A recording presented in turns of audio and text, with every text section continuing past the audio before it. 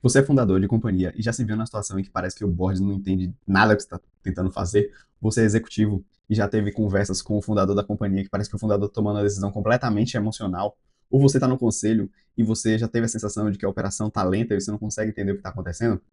Isso é comum. São visões diferentes sobre o mesmo resultado que se quer chegar dentro da companhia, mas por estarem em locais diferentes, tanto o fundador como o executivo, como o conselho, essas visões são diferentes. Eu já passei por isso, eu já fui e sou fundador, eu já fui executivo da minha própria companhia que eu fundei e já fui parte do conselho e sou parte do grupo de controle da companhia que eu já fui executivo e que eu fundei. E hoje eu entendo um pouco melhor quais são as diferenças desses papéis e por que que é tão difícil conciliar eles, né? Então, primeira coisa, a mentalidade do fundador. O fundador, ele tem muito essa questão da mentalidade insurgente, né, dessa vontade de querer fazer as coisas, mudar o mundo, mudar o status quo, mudar o mercado. E esse é um drive muito importante. Normalmente ele está muito conectado com o cliente, com o problema do cliente e quer trazer um produto que seja sensacional, que resolva essa dor de uma maneira diferente e, se possível, com excelência. E aí tem uma mentalidade muito forte de dono, de não perder o que está sendo construído, de usar os recursos da melhor maneira possível, de ser o mais eficiente. Isso tudo está muito ligado na questão da construção do legado. O fundador tem essa visão muito forte da insurgência, da construção do legado que está sendo feito ali, como que isso vai perdurar nos próximos anos e qual é o impacto que está sendo gerado para a sociedade através daquela iniciativa que ele bota tanta energia, tanta paixão, a vida inteira dele na construção daquele negócio ou daqueles negócios, né? E à medida que a companhia cresce, essa mentalidade, se você não trabalhar muito bem, especialmente você, se você for fundador, e você está vendo que a organização está crescendo, ela pode se tornar um obstáculo para a companhia continuar crescendo. Você pode, eventualmente, resistir à profissionalização de algumas coisas vão ser um pouco mais burocráticas, porque elas precisam ter mais padrão, elas precisam de alguns mecanismos de controle para garantir que tudo seja feito da melhor maneira possível, porque não é só você que vai estar fazendo as coisas agora, você vai precisar, eventualmente, delegar algumas decisões que você achava que são muito importantes para você, você não vai conseguir ficar tão mais próximo do cliente quanto você gostaria, mas ainda é importante que você esteja conectado com o cliente. Você vai ter que trazer gente de fora para poder te ajudar, porque você não vai conseguir fazer tudo dentro da organização. E se você não se permitir fazer isso, você vai ficar muito preso no dia a dia, muito preso à incapacidade de conseguir crescer essa organização e você se tornar cada vez mais um executivo. Pode ser que você nem queira exercer essa cadeira de executivo e você saia do dia a dia, mas você tem que permitir que a empresa tenha esse espaço para outras pessoas estarem nesse papel e conseguirem entregar os resultados que a companhia precisa entregar e que você quer que a companhia entregue e para crescer no longo prazo, né? Então, existe um set de pessoas, um conjunto de pessoas que fica muito atrelado a essa questão da fundação da companhia, daquela ligação emocional de ser um filho, coisa do tipo, e não conseguem desapegar um pouco disso, e isso gera um problema grande para a companhia. Inclusive, tem um artigo famoso da Harvard Business School chamado Founder's Dilemma, em que existe uma provocação entre você quer ser rich ou você quer ser king. E aí, quando a gente fala aqui do rich ou king, está muito relacionado também a qual é o possível tamanho do impacto que a sua companhia vai ter. É claro que tem pessoas que conseguem ser rich e king ao mesmo tempo, e entregarem resultados sensacionais, como Bill Gates, Steve Jobs, Mark Zuckerberg, coisas do tipo. Quando a gente faz a provocação o artigo, não eu, né? A provocação do rich or king, é que se você começa a descentralizar as coisas da sua mão, ou seja, você deixa de ser menos king, aumenta a chance da empresa ter um impacto maior, um sucesso maior e você ser rich. Mas também, dependendo de qual é a coisa que te motiva, não faz sentido ser rich se as coisas não forem serem feitas do jeito que você imaginou exatamente, que você precisa do controle e coisa do tipo. Então não tem certo ou errado nesse artigo aqui da Harvard Business School, né? Aqui está no Harvard Business Review, o artigo da Harvard, eu vou botar o link depois, mas essa é uma provocação interessante, né? De você entender se você quer ser rich ou você quer ser king. E aqui eles colocam nos eixos a quantidade de controle que você tem e o resultado financeiro que você pode ter, né? De novo, isso não é uma regra que vai acontecer sempre, mas está muito atrelada ao que se estuda com relação a resultados e isso tem muita ligação com essa vontade do fundador achar que a empresa precisa dele de toda maneira. Na minha experiência, eu entendo que essa profissionalização e esse crescimento para o executivo é muito importante para a construção da companhia, mas acho que é muito importante o papel do fundador, mesmo que não esteja na execução. Hoje em dia eu estou numa parte de conselho, consigo acompanhar não tão o dia a dia, mas a visão geral da empresa e acho que existe um papel que o fundador executa na companhia que é muito importante e que gera muito valor, está muito relacionado ao founder's mentality, que também é uma visão que existe uma referência dentro do mercado, que é uma referência da Bain Company. Inclusive, existe um livro sobre esse tema, que é muito relacionado a esse paradoxo do crescimento que eu falei um pouco ali do Rich e King, que é você fazer uma coisa totalmente diferente, começar a crescer bastante. Esse crescimento traz complexidade, e a complexidade pode levar a matar o crescimento e a proposta de valor, a coisa mais importante que você faz. Inclusive, tem um tweet do DHH, que é um cara que ajudou a construir um framework de desenvolvimento Ruby on Rails, que ele faz uma comparação de empresas que sempre foram muito ligadas a resolver uma dor do cliente, que viraram muito eficientes financeiramente, que têm passado alguns problemas com construção de produtos e diminuindo margens e coisa do tipo. Um exemplo que ele dá é a Apple, né? E aí aqui é um pouco do ciclo que acontece dessa questão da insurgência para o crescimento da companhia e pode acabar morrendo isso, e como é que é importante o founder's mentality, a questão da linha de frente, de estar junto com os clientes para garantir que isso não aconteça. Então, qual que é o ciclo normal, digamos assim? Você começa ali como um insurgente, com muita força do founder's mentality, porque são basicamente founders que estão fazendo a companhia, e você começa a crescer a companhia, e você deveria crescer a insurgência também. Mas o que acontece é que muitas organizações, em vez delas conseguirem fazer isso, que só 7% consegue, de acordo com o Estuda Bem, elas saem desse espaço aqui, da insurgência forte, dessa founders mentality, e vão para esse espaço aqui que não tem mais tanta força, a organização cresce bastante. E aí o que acontece é que, ao longo do tempo, isso faz com que a companhia vá perdendo o seu valor, vá perdendo o seu sucesso, e chega nesse lugar aqui, que é burocracia para todo lado, a companhia diminui de tamanho, não tem mais essa insurgência, ela fica meio que num estado de suspensão, não consegue ir para frente, não tem mais aquela energia do fundador, das fundadoras, das fundadoras, e ela eventualmente pode morrer. Então, o papel do fundador está muito ligado com essa questão um pouco até mais visceral. A gente teve recentemente, acho que ano passado, não me lembro, um texto do Paul Graham falando, que é um cara que ajudou a fundar o Y Combinator, que é uma das maiores aceleradoras de startup do mundo, falando sobre o Founder Mode, né, e a proximidade da execução do dia a dia, e aí isso acabou virando, as pessoas acabaram distorcendo um pouco o que era o Founder Mode para ser o fundador babaca que ignora todo mundo, passa por cima de todo mundo e não liga para os processos, não tá nem aí. Não é isso, definitivamente não é isso. Mas existe um papel central aqui das pessoas que construíram, que tiveram a visão da companhia. Esse é um jeito de enxergar a coisa. A visão do executivo é uma visão um pouco diferente. Mesmo você sendo o fundador, você tem que ter uma visão um pouco diferente de como as coisas funcionam, se distanciar um pouco mais da paixão e entender o foco muito na execução de fato, entender qual que é a estratégia de crescimento sustentável da companhia, traduzir essa estratégia em processos de crescimento escalável,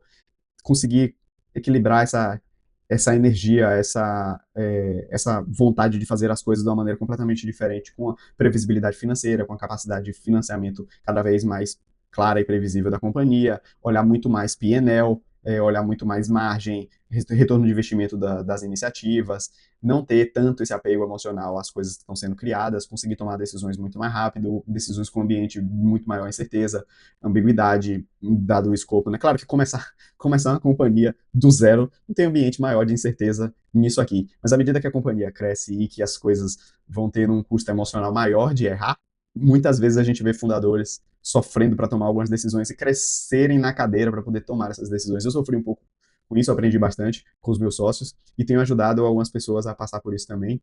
Hoje eu trabalho com algumas mentorias e algumas consultorias estratégicas relacionadas a executivos que têm crescido na carreira, fundadores que estão crescendo também, precisam destravar um pouco dessa visão, especialmente pessoas de tecnologia, ou ajudando os CEOs ou outros C-levels a se conectarem com executivos ou executivas de tecnologia que têm passado por essas dificuldades. Se você conhece alguém que passou por essa situação, pode divulgar esse vídeo, compartilhar esse vídeo com uma pessoa, se inscrever no canal. A gente vai falar de vários temas próximos a esse, mas eu vou continuar aqui nessa visão do executivo, né? Então,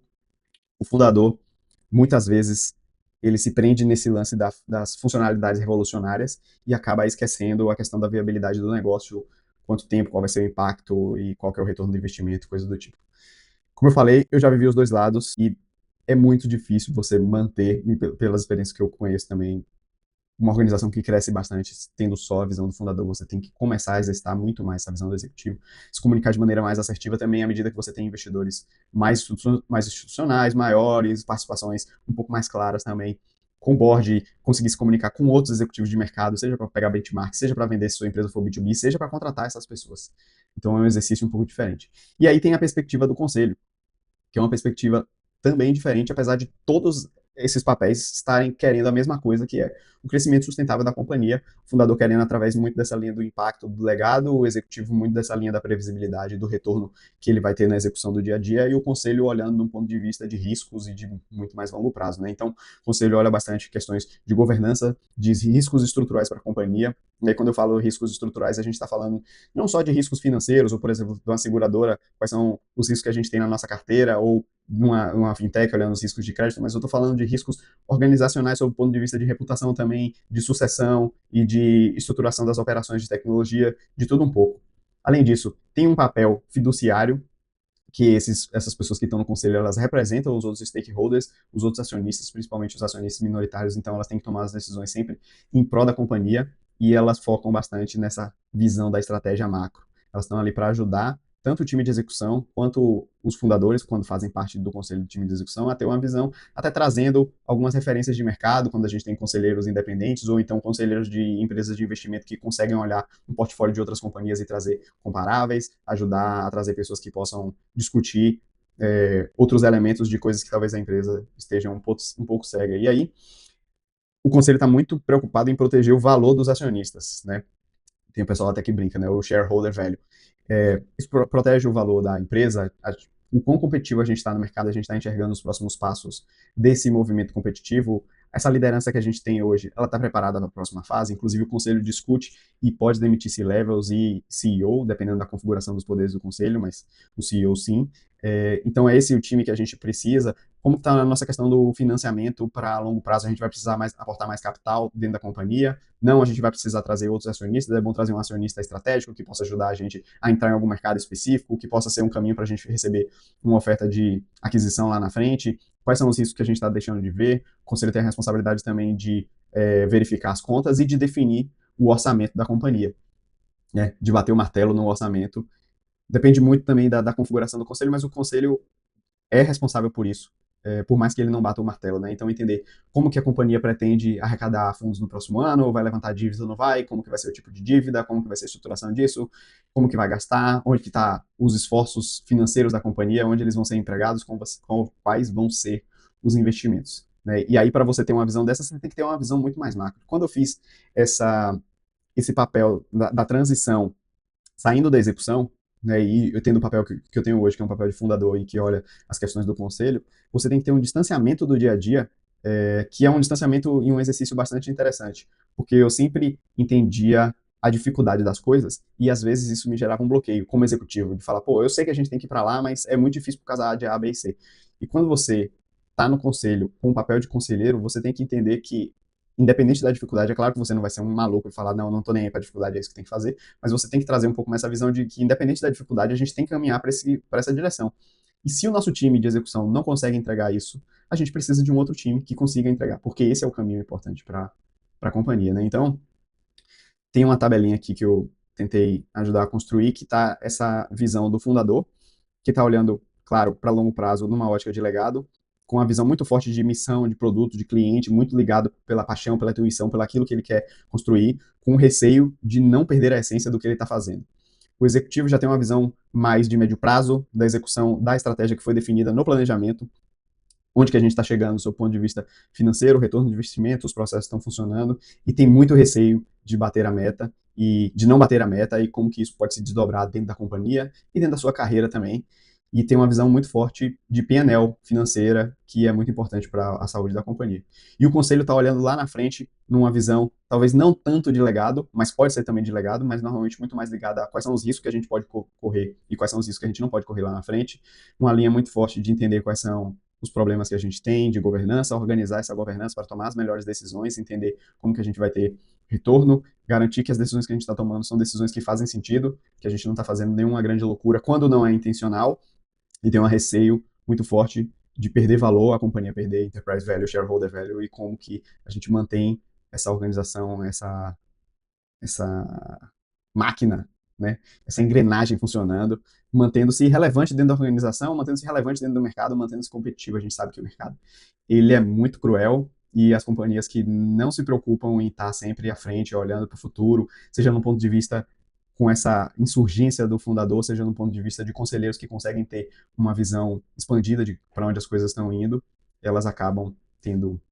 dificuldade no longo prazo. Então, se você conhece, já passou por situações parecidas, ou conhece algum fundador que tem tido dificuldade de ter essa visão de executivo, se você é um executivo e não entende muito bem essa visão apaixonada do fundador, o que o conselho quer exatamente, eu que tentei trazer um pouco dessa visão de uma pessoa que teve a experiência de participar de todos esses papéis e tem trabalhado através de uma consultoria, mentoria executiva que eu tenho feito com algumas pessoas de empresas de tamanhos diferentes que ajudam também a trazer essa visibilidade. Se você gosta desse tipo de conteúdo, se você conhece alguém que pode se beneficiar desse conteúdo, compartilhe. E pode acompanhar o canal se inscrevendo, porque eu vou trazer mais temas relacionados a esse. Você pode também navegar em algum dos meus outros vídeos que fala sobre temas parecidos. Um abraço.